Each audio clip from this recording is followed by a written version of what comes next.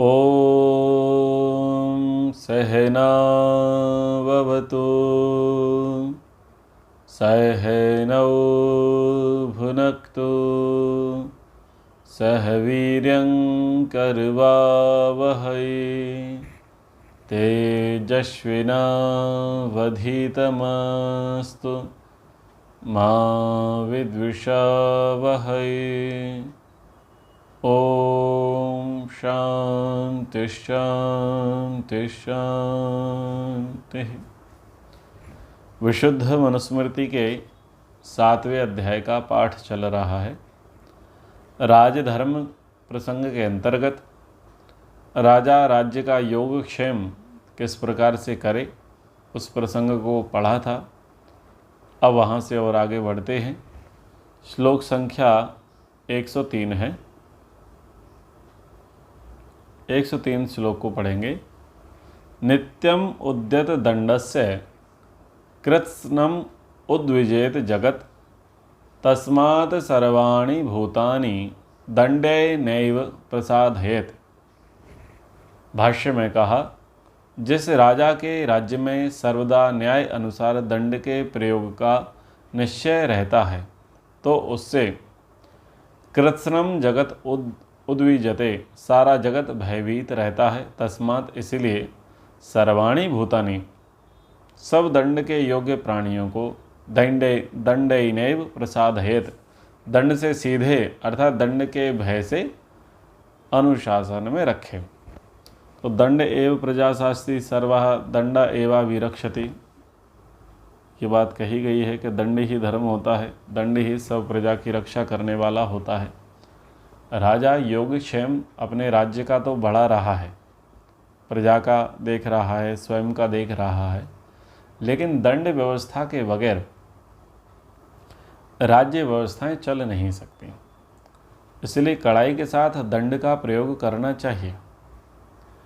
लेकिन जो दंड है वो दंड छल कपट के साथ ना हो, अन्याय के साथ ना हो, पक्षपात के साथ ना हो, ये महत्वपूर्ण है। तो उसके विषय में कहा, अमाययैव वर्तेत न कथंचन मायया बुद्धेतारी प्रयुक्तां च मायां नित्यं स्वसंवृतः। कदापि मायया न वर्तेत, किसी के साथ छल कपट से ना वर्तें। अमायया एव, किंतु निष्कपट होकर सबके साथ वर्तें। और नित्यं स्वसंवृतः, नित्य प्रति अपनी रक्षा में सावधान रहें। और अरिप्रयुक्ताम मायाम बुद्धेत, शक्ति के शत्रु के किए हुए छल कपट को जाने तथा उसका उपाय करें। दंड का प्रयोग करना है, लेकिन दंड का प्रयोग छल कपट पूर्वक नहीं करना है।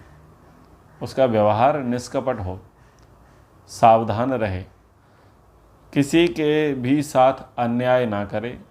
न्यायकारी राजा हो, लेकिन उस न्यायकारी दयालु के राजा के दंड से भी सबको भयभीत होना चाहिए। राजा के लिए एक और बात कही कि राजा दूसरों की सुरक्षा में लगा है तो अपनी भी सुरक्षा का भी ध्यान रखे।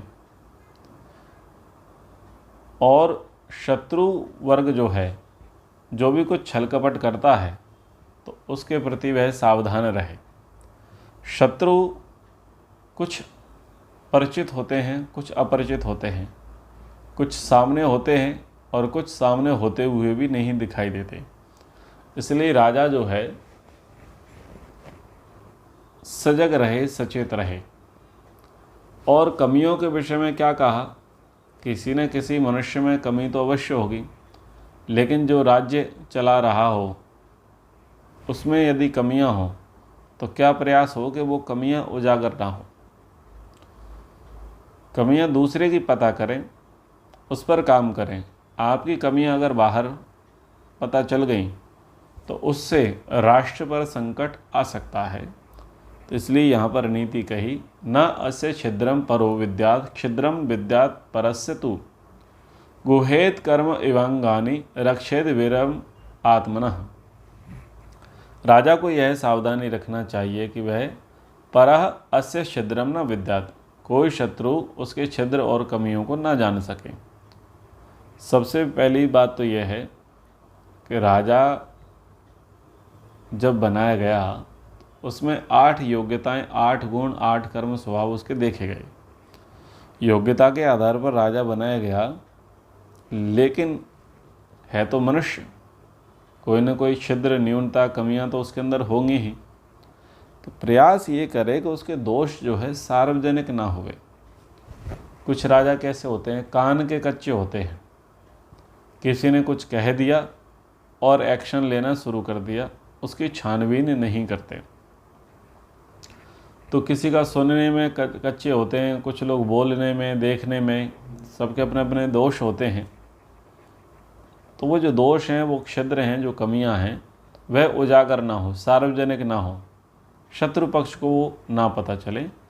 परस छिद्रम विद्यात्, स्वयं शत्रु राजा के छिद्रों को जानने का प्रयत्न करे। जबकि उन्हें ऐसा चाहिए कि अपनी कमियां तो छुपाता रहे, अपने दोष, अपनी त्रुटियों को तो छुपाता रहे, लेकिन शत्रु पक्ष का जो है, जो राजा है, जो शत्रु है, उसके छिद्रों को, उसके कमियों को, उसके दोषों को वह जानने का सदा प्रयत्न करे। तो उपमा दी गई कैसे, कूर्म एवं अंगानी, जैसे कछुआ अपने अंगों को गुप्त रखता है, वैसे आत्मनः विवरम गुहेत रक्षत, शत्रु राजा से अपनी कमियों को छिपा करके रखे और अपनी रक्षा करे। तो ये राजा के लिए नीति कही गई।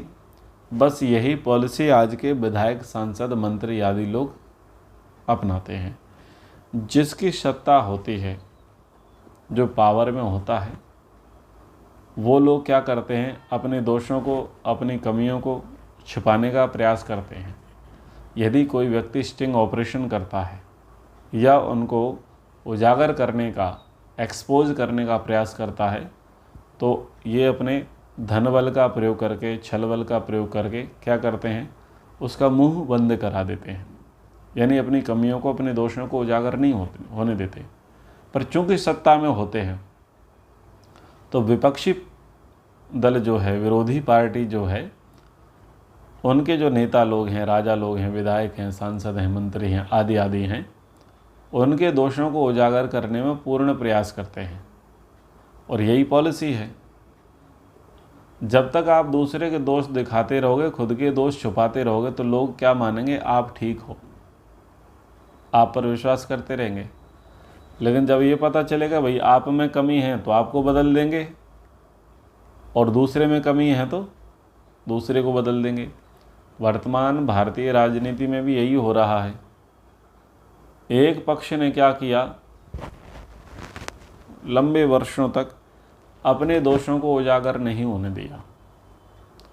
जब दोषों को उजागर करने की बात आई, तो उन्होंने अभिव्यक्ति जो है उस पर ताला लगा दिया, मीडिया को प्रतिबंधित कर दिया, एजेंसियों को प्रतिबंधित कर दिया, समाचार पत्रों का रुख बदल दिया, आंदोलनों को दमनपूर्वक कुचल दिया, और ज़्यादा से ज़्यादा हुआ तो क्या हुआ, इमरजेंसी लगा दी। और उसका प्रभाव इतना विचित्र था कि कोई विपक्ष में उसके खड़ा नहीं हो सका। ऐसा हुआ, समय बीता, तो उसके जैसी ही एक पार्टी का उदय हुआ, क्योंकि क्रिया की प्रतिक्रिया होती है। इस पार्टी का उदय हुआ, उसने एक नए मुद्दे को लेकर के आई, अपने मुद्दे को श्रेष्ठ दिखाने का प्रयास किया, और पूर्व की पार्टी का जो मुद्दा था वो राष्ट्र के लिए किस प्रकार से घातक है वह बताने का प्रयास किया। बस उन्होंने एनालिसिस किया और लोगों की डिमांड को समझा। डिमांड को समझ करके पूर्व के जो नेता लोग रहे, उनके दोषों को उजागर करने का प्रयास किया, और स्वयं को कैसा बताया कि हम पाक साफ हैं। तो बस यही हुआ। जनता ने क्या देखा, जनता ने देखा कि ये तो महादोषी लोग हैं।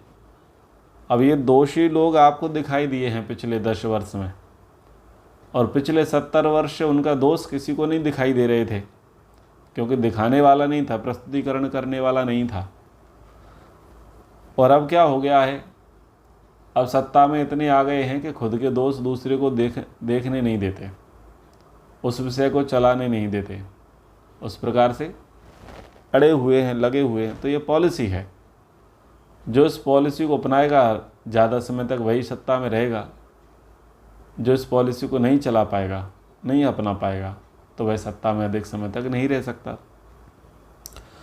तो हम गाएं तो संगीत और तुम गाओ तो मुजरा, ये परिपाटी चली आई है। कोई भी व्यक्ति अपने दोषों को स्वीकार करने के लिए तैयार रहता नहीं है, दूसरों के दोषों को उजागर करने के लिए सदैव तैयार रहता है। तो ये परिपाटी है, ह्यूमन नेचर है, इस नेचर को समझने की आवश्यकता है। कोई व्यक्ति किसी के दोष बताता है तो पहले ये देख लो बताने वाला निर्दोष है क्या, और जो दोष बताए जा रहे हैं वो वास्तव में दोष हैं या मिथ्या दोषारोपण है। तो उसकी पूरी गवेषणा करें, खोज करें, उसकी तह तक जाएं, अफवाहों पर ध्यान न देवें। क्योंकि प्रायः होता यह है कि अफवाहें फैलाई जाती हैं, सबूत बनाए जाते हैं और वास्तविक सबूत मिटाए जाते हैं, और फिर उस प्रकार से चीज़ों को प्रसारित कर दिया जाता है। पक्ष वाले भी कभी करते हैं स्वार्थवश, और विपक्ष वाले भी स्वार्थवश का प्रयोग करते हैं। प्रयोग किस पे करते हैं? जनता पर करते हैं। तो जनता को ध्यान देना चाहिए कि अपनी आँख, अपने कान थोड़े खुले रखें, अपने बुद्धि को थोड़ा खुला रखें। जैसी हवा चल रही है वैसी हवा में बहने की आवश्यकता नहीं है। स्वयं भी विश्लेषण करें, भगवान ने बुद्धि दी है, विचार करें। कोई व्यक्ति किसी को बुरा कह रहा है तो क्या वास्तव में वह बुरा है या नहीं है? स्वयं भी विचार करें। अपना विवेक भी है, उस विवेक का प्रयोग करें। अब कुछ कूटनीति, राजनीति की बातें और आगे कह रहे हैं। वकवत चिंतेद अर्थान सिंहवच्च पराक्रमेत वृकवच्च अवप्लुम्पेत शशवच्च विनिष्पतेत। राजा वकवत अर्थान चिंतित, जैसे बगुला चुपचाप रहकर, खड़ा रहकर मछली को ताकता रहता है और अवसर लगते ही उसको झपट लेता है, उसी प्रकार चुपचाप रहकर शत्रु राजा पर आक्रमण करने का वह अवसर ताकता रहे और क्या करे? अर्थ संग्रह पर वह विचार करता रहे। सिंहवत पराक्रमित, और अवसर का जैसे ही समय मिले तो शेर के समान पूरी शक्ति के साथ वह आक्रमण करने का प्रयास करे।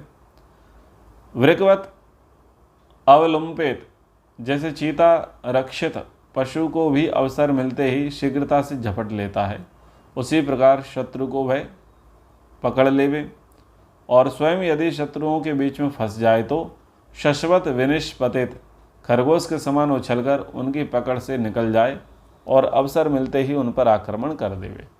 तो यहाँ पर बगुले के समान, सिंह के समान, चीते के समान और खरगोश के समान व्यवहार करना चाहिए। बगुले के समान क्या व्यवहार करना है कि बगुला भगत किसे बोलते हैं? बाहर से अच्छा दिखाई देता है और भीतर से कुटिल होता है। तो बगुले को प्रायः कैसे दिखाया जाता है कि बगुला नदी के किनारे या सरोवर के किनारे बैठा है शांत अवस्था में। इससे दूसरा व्यक्ति भ्रम में पड़ जाता है, लेकिन वो किस लिए है? अपने उद्देश्य को ताक रहा है, अवसर को भांप रहा है। जैसे ही अवसर मिलता है वह अपने शिकार को पकड़ लेता है।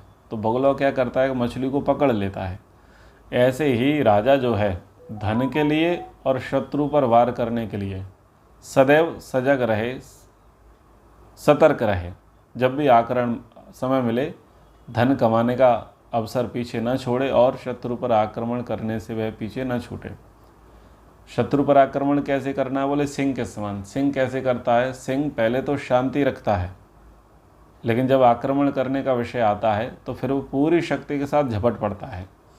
जैसे आप कभी डिस्कवरी चैनल देखिएगा, डिस्कवरी चैनल में आपको दिखाया जाएगा कि शेर जो है, चीता है, पहले शांत रहेंगे, छुपे रहेंगे, अपने शिकार के निकट पहुंचेंगे। जब लगेगा कि अब शिकार निकट है तो पूरे वेग के साथ, पूरे सामर्थ्य के साथ उसको झपटते हैं, उसको पकड़ते हैं। ऐसे जो है राजा जो है अपनी शक्ति और पराक्रम को दिखावे और पूरे सामर्थ्य के साथ शत्रु पर आक्रमण करे। जैसे चीता भी क्या करता है? पशु को अवसर पा करके झपट लेता है। तो ऐसे ही फुर्ती के साथ उसको पकड़ने का प्रयास करे। और यदि वह स्वयं पकड़ा गया हो,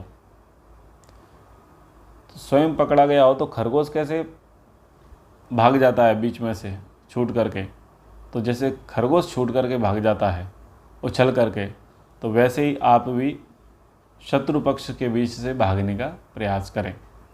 तो ये पशुओं के माध्यम से उपमा दी गई कि कैसे पकड़ा जाएगा और कैसे आपको छूटना है, कैसे आपको अवसर के लिए ताकते रहना है।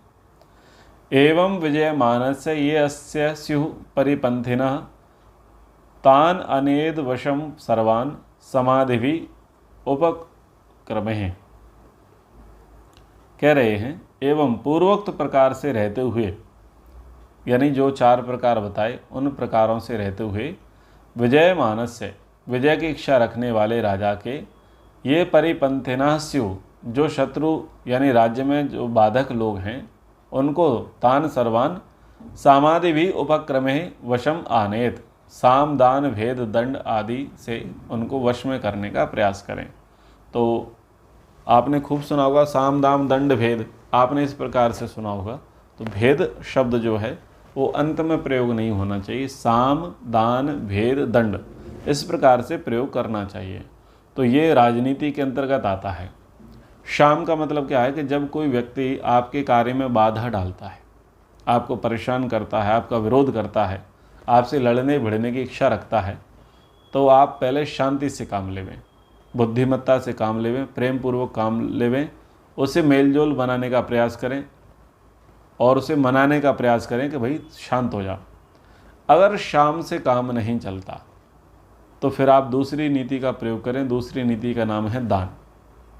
यदि वह व्यक्ति शांति से नहीं मानता है तो उसे समझा बुझा करके कुछ दे दो, कुछ पैसा दे दो, कुछ धन दे दो, कुछ भूमि दे दो, ठीक है, कुछ लालच दे दो। उसे लालच दे करके उसको शांत बनाने का प्रयास करें, या तो उसे अपना मित्र बनाने का प्रयास करें या अपने पक्ष का व्यक्ति बना लेवें।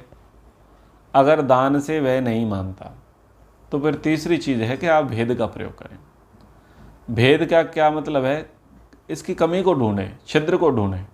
जो व्यक्ति हमसे लड़ने आया है, हम पर आक्रमण करने आया है या हमारा विरोध करने आया है, ये व्यक्ति जब शाम और दान से नहीं माना है तो इसका भेद यानी इसके दोषों को पता करो, इसके दोषों को पता करो अथवा इसके लोगों के दोषों को पता करो, अथवा उनमें फूट डाल दो। किसकी दम पर ये लड़ने की इच्छा कर रहा है, विरोध करने की इच्छा कर रहा है, उनमें फूट डाल दो, उन पर आरोप प्रत्यारोप लगवा दो, उनको फंसवा दो।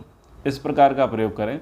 और जब ये तीसरी नीति भी काम ना आए, इसमें भी असफल हो जाए, तो फिर अंत है दंड का। तो फिर अंत में आपको युद्ध ही करना चाहिए।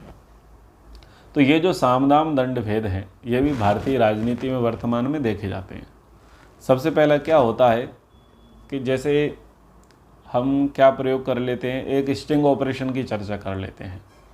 कोई पत्रकार था, किसी पत्रकार ने देखा कि कहीं पर योजनाएं आई हैं लेकिन योजनाओं को मिसयूज किया जा रहा है, धरातल पर उतारा नहीं जा रहा है, अथवा कोई अधिकारी जो है पद का दुरुपयोग करता है और पक्षपातपूर्ण तरीके से किसी विशेष व्यक्ति को पद का लाभ दिलाने का प्रयास कर रहा है। अब ये बात आपको पता चल गई है मान लीजिए पत्रकार को, तो पत्रकार क्या करेगा?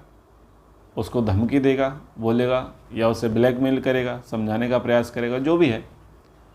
तो अब उसे कैसे समझाना है? शाम से, शांति से समझा दो, प्रेम पूर्वक समझा दो, उससे बातचीत करो, मेलजोल रखो, अपनी ओर मिलाने का प्रयास करो। तो शांति से नहीं मानता है तो उससे पूछो, भाई क्या चाहिए? आप ब्लैकमेल क्यों कर रहे हो? क्यों परेशान कर रहे हो? क्या बात है? तो उसे कुछ पैसा दे दो, उसे पार्टनर बना लो, शेयरिंग कर दो। तो ऐसा होता है कि कई बार क्या होता है, शेयर होल्डर हो जाते हैं, पार्टनर बन जाते हैं। तो मैंने पत्रकार का एक उदाहरण दिया है, आप अपनी सुविधा से उदाहरण लगा लेवें, जहाँ भी उदाहरण को घटा सकना हो घटा लेवें। तो उसे अपना पक्षधर बना ले, मित्र बना ले, पार्टनर बना लेवें। जब वो पार्टनर नहीं बनता है, फिर भी नहीं मानता है, तो फिर क्या करें? उसकी कमियों को ढूंढें, उसकी कमी, उसके दोष को ढूंढें, और वो जो इतना कार्य कर रहा है वो किसकी दम पर कार्य कर रहा है, उसकी नब्ज को पकड़ने का प्रयास करें, वहाँ पर आघात करें, वहाँ पर चोट करें। जब आपको लगता है कि इसकी कोई नब्ज भी नहीं है, कोई कमियां भी नहीं है, फिर आमने सामने जा कर के युद्ध लड़ें, यानी दंड, फिर दंड का प्रयोग करें। तो ये सब आज के समय में होता है, पहले भी होता था और आगे भी होगा। ये जो साम दान भेद दंड है, आप भी जानते हैं, वह भी जानते हैं। पर जो कुशल रूप से इस नीति का पालन कर लेगा अपने विपक्ष के प्रति, जीत उसी की हुई। ऐसा नहीं है कि सामने वाला जानकार नहीं है, सामने वाला भी जानकार है, पर चाल किसकी परफेक्ट है, प्लानिंग किसकी परफेक्ट है, योजना किसकी बेहतर है, जीत उसी की होती है। आगे कह रहे हैं, यदि ते तु न तिष्ठेद युपायैः प्रथमे स्त्रिभिः दंडेनैव प्रसह्येत तान् शनकैर् वशमानेत। यदि ये लोग जो शत्रु हैं, दस्यु हैं, अनारे हैं, चोर हैं, डाकू हैं, ये लोग पूर्वोक्त 3 कामों से यानी साम दान भेद से अगर ये कंट्रोल में नहीं आते, राजा के वश में नहीं आते, तो फिर इनको क्या करे, दंडेनैव शनकैः वशम आनेत, फिर बलपूर्वक दंड के द्वारा सावधानी पूर्वक इनको वश में लाने का, इनको कंट्रोल करने का राजा को प्रयास करना चाहिए जब कोई शांति से नहीं मानता है। तो नीति क्या कह रही है? नीति ये कह रही है कि आप पहले से ही एकदम दंड नहीं दोगे, प्रयास करोगे कि शांति से कैसे काम चल सके। यद्धोद्धरति निर्दाता कक्षम धान्यम च रक्षति तथा रक्षे नृपो राष्ट्रम हन्याचा परिपंथिनः। जैसे निर्दाता कक्षम उद्धरति धान्यम च रक्षति, धान्य की लुलाई करने वाला किसान उसमें से व्यर्थ घास पात को उखाड़ लेता है और धान्य की रक्षा करता है, अथवा पके धान्य को निकालने वाला जैसे छिलकों को अलग कर धान्य की रक्षा करता है, अर्थात उनको टूटने नहीं देता, तथा वैसे नृपः राजा परिपंथिना हन्यात, शत्रुओं बाधकों आदि को मारे और राष्ट्रम रक्षित, राष्ट्र की रक्षा करे। वेद में भी कहा अपगनंतो अरावण, जो अराजक तत्व हैं, कंजूस हैं, अदाता हैं, राष्ट्रीय राज्य में जो बाधा उत्पन्न करने वाले हैं, उनका हमें विनाश करना चाहिए। कैसे विनाश करना चाहिए? बोले अपना नाश ना हो, अपनी प्रजा, अपना धन, अपना बल, इसकी हानि ना हो। उसके लिए बहुत अच्छा उदाहरण दिया। अब धान है, धानी के अंदर से ही चावल निकालने हैं, तो ऐसा प्रयोग करना है कि अपनी रक्षा हो जाए और सामने वाले की हानि हो जावे। देशी भाषा में क्या कहा जाता है? सांप भी मर जाए और लाठी भी ना टूटे। ऐसे उपायों को अपनाने वाले को क्या बोलते हैं? नीति निपुण कहते हैं, उसको चतुर कहते हैं। ठीक है। राजा के लिए कहा कि राजा जो है भले ही नीति संपन्न हो, नीति निपुण हो, दंड देने में कुशल हो, लेकिन प्रयास ये करे कि उसके द्वारा प्रमाद से भी कभी भी प्रजा का शोषण नहीं होना चाहिए।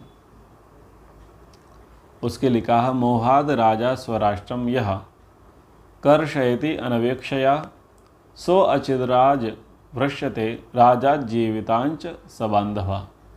जो राजा मोहात लोभ लालच से अथवा अविवेकपूर्ण निर्णयों से या नीतियों से अन्यायपूर्वक अधिक कर लेकर और प्रजा की उपेक्षा करके स्वराष्ट्रम कर्षयति, अपने राज्य या प्रजा को क्षीण करता है, वह स बांधवा, बंधु बांधवों सहित राज्यात च जीविताम, राज्य से और जीवन से भी अचिराद भ्रष्यते, शीघ्र ही नष्ट भ्रष्ट हो जाता है। इस बात को समझने की आवश्यकता है। राजा लोग जो हैं, मंत्री हैं, प्रधानमंत्री हैं, विधायक हैं, सांसद हैं, जो भी हैं, वो सब राजा ही होते हैं अपने अपने क्षेत्र के। सबसे पहला तो ये है कि इनके अंदर लोभ लालच की स्थिति ना हो। लोभ लालच कब होता है? ये चाहते हैं कि बड़ी बड़ी कंपनियां हमारे यहाँ आ जाएं, हमारे ज़िले में, हमारे राज्य में, हमारे क्षेत्र में आ जाएं। कंपनियों से डील कर लेते हैं, उनको बड़े बड़े सपने दिखाते हैं कि आपको इतनी सारी अपॉर्चुनिटी है, आपको हमारे यहाँ से रॉ मटेरियल मिल जाएगा, आपको हमारे यहाँ से वर्कर्स मिल जाएंगे, आप यहाँ पर काम करो, हम आपको बहुत सारी सुविधाएं प्रोवाइड करेंगे, आपकी बहुत सारी पॉलिसियों को मान लेंगे, ठीक है, आप यहाँ पर इंफ्रास्ट्रक्चर की तैयारी करो। अब ऐसे छल से बहुत सारी कंपनियों को बुला लेते हैं, कंपनियों को झांसा देते हैं और कंपनियों से बहुत सारा शेयर खुद के हिस्से में ले लेते हैं। कंपनियां व्यापार तो करती हैं, लेकिन पब्लिक को जितना प्रॉफिट होना चाहिए उतना प्रॉफिट नहीं होता। बहुत सारी प्रॉफिट जो है, यानी बहुत सारी मोटी कमाई जो है, इन्हीं नेताओं के हाथ में चली जाती है, जेब में चली जाती है। इनके अकाउंट में चली जाती है। ये काम इनको नहीं करना चाहिए। दूसरा क्या है कि अन्यायपूर्वक जो है प्रजा से कर नहीं लेना चाहिए। अब एक व्यक्ति कितना टैक्स दे, हम टैक्स दे दे करके मतलब बोझ तले दब जा रहे हैं। कोई भी ऐसी सिंगल वस्तु नहीं है जिस पर हमें टैक्स ना देना पड़े। पेन खरीद रहे हैं तो टैक्स लग रहा है, खाना खरीद रहे हैं तो टैक्स लग रहा है, रेल का टिकट खरीद रहे हैं तो टैक्स लग रहा है, कपड़े खरीद रहे हैं तो टैक्स लग रहा है, पानी खरीद रहे हैं तो टैक्स लग रहा है। मतलब क्या कोई ऐसी चीज़ है जिस पर टैक्स ना लग रहा हो? हर जगह जीएसटी, हर जगह जीएसटी, हर जगह जीएसटी, हर वस्तु में जीएसटी। आपने घर बनाया है तो घर बनाया है तो रॉ मटेरियल ईंट, गिट्टी, सीमेंट, सरिया आपने प्रयोग किया, उस पर टैक्स। आपने पीओपी कराई, पुट्टी कराई, कलर कराया, उस पर टैक्स। आपने लकड़ियों का फर्नीचर बनवाया, उस पर टैक्स। आपने बहुत सारी डेकोरेशन की चीज़ें घर में रखी, पर्दे रखे, बहुत सारी चीज़ें आपने घर में प्रयोग की, उस पर टैक्स। मतलब आप चारों तरफ से टैक्स से घिरे पड़े हो। इतने सारे टैक्स देने के बाद भी आपको इनकम टैक्स देना है। यानी आप और बताओ कितनी इनकम है आपकी। यानी सामान खरीद रहे हैं वहाँ तो टैक्स ले ही रहे हैं, और नहीं खरीद रहे हैं तो आपकी सैलरी बताओ वहाँ पर भी टैक्स। अच्छा चलो सामान मत खरीदो, लेकिन फिर भी आपको टैक्स देना पड़ेगा।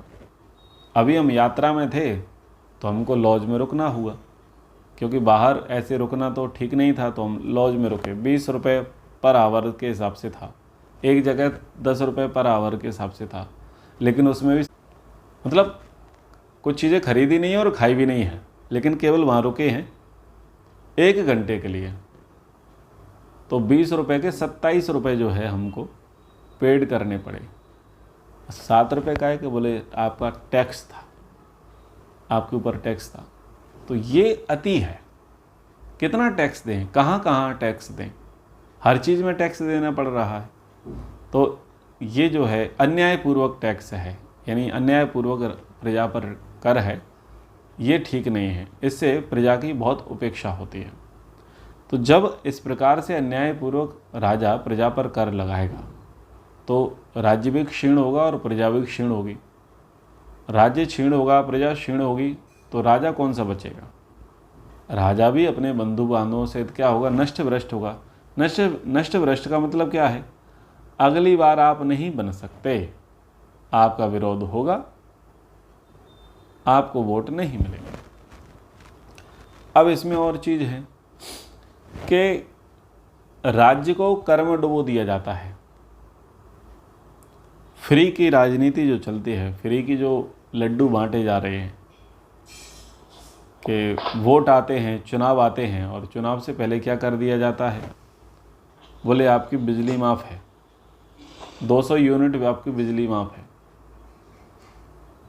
फिर आपके लिए पानी माफ़ है, ये माफ़ है, वो माफ़ है, बहुत सारी चीज़ें माफ़ कर दी जाती हैं। माफ़ करने से क्या है? आप अपनी जेब से माफ़ कर रहे हो।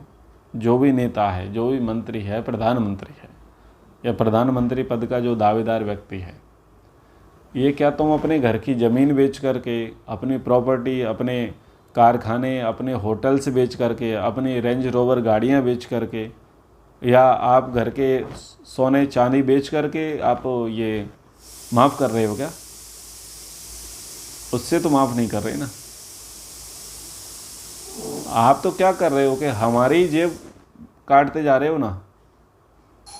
आपने ए नामक व्यक्ति के जो है कर्ज माफ़ किए, तो बी और सी नामक व्यक्ति के हिस्से में आपने बोझ बढ़ा दिया। उधर दाम बढ़ा दिए, उधर टैक्स बढ़ा दिया, उधर कीमत बढ़ा दी, उधर सुविधा में कटौती कर दी, उधर प्रोडक्ट में जो है न्यूनता लेकर के आ गए। आपने क्या ही किया? सारे ऐशो आराम जो आपके हो रहे हैं वो किसके पैसे पर हो रहे हैं?